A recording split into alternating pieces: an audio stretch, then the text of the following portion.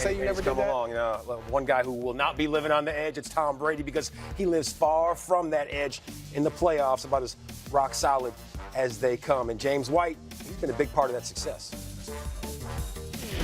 Brady's right hip as he takes the snap, dropping back, looking down the middle, throwing it for White, makes the catch at the 10, to the 5. James White with a dive to the end zone. That's a touchdown. Patriots! The New England Patriots with a bye for the 9th straight year. I'm joined now by Patriots running back James White. And James, congratulations. You're in the playoffs once again, and you got a bye. Did Bill give you guys any time off to relax this first week of the bye week? We had a couple days, but back in the building today, have a good week of practice, work on ourselves this week, heal up, and when next week comes around, you just got to be ready to go. Ivan Fears, your running backs coach, was there when I was there, and he has that means he's been in the league a long time. He has some pretty good things to say about you. He said next to Tom Brady, you're the most prepared and the most knowledgeable football player on that team. How does that affect you, hearing that from him, and then all the things that they ask you to do offensively? How does that work for you? Well, I just try and know as much as I can. Not only know what I have to do on the football field, kind of know what Tom's looking at, know what the offensive line's looking at, knowing what the receivers are doing, just getting a better grasp of the offense as a whole. It makes me a better football player, just understanding really what we're trying to get done. And I've always prided myself on trying to know all the finer details, all the coaching points, so I can go out there and play fast, and I can just go out there and react. Yeah, you got to get it going. And speaking of getting it going, Tom Brady, I mean, he's over 40 years old. A lot of people are saying that, hey, maybe Tom has lost a step or whatever. Your work ethic, the things that you do.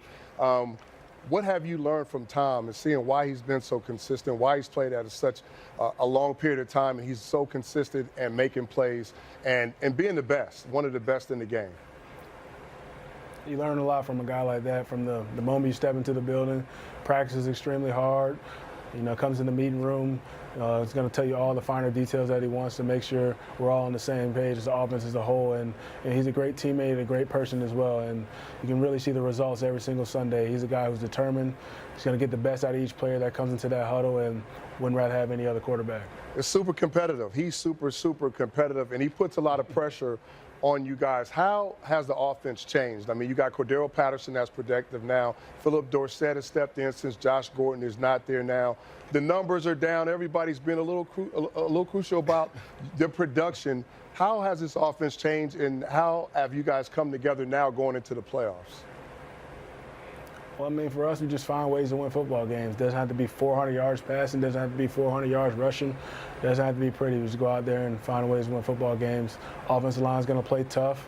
Everybody else, receivers, tight ends, running backs, it's going to play tough, play physical, and find ways to win football games. Doesn't have to be fulfilling the stat sheet with everything. We're just going to go out and try and win. I was in camp, and I was talking to Tom, and I noticed he wasn't following me on Instagram, so I got on his case. Edelman, I was talking to him, found out he wasn't following me on Instagram, got on his case. First part of this, I went to your handle. You're not following me, but your name on there is Sweet Feet. Where did you get the name Sweet Feet? It actually came from my high school creative writing teacher. He did a senior skit my senior year of high school, and he kind of used that as my name in the senior skit, and I didn't really use it at that point. And once I got drafted in the NFL, my agency thought I should kind of change my Twitter handle, and that was kind of the first thing that came to mind. And people kind of like it, so I let it rock. All right, well, I got two things. Next, I need to know, make sure that you're going to be following me next time I check my Instagram. I got you. That's number one. And two, stay healthy in the playoffs, and good luck to you. Thanks, James. Thank you. I appreciate it.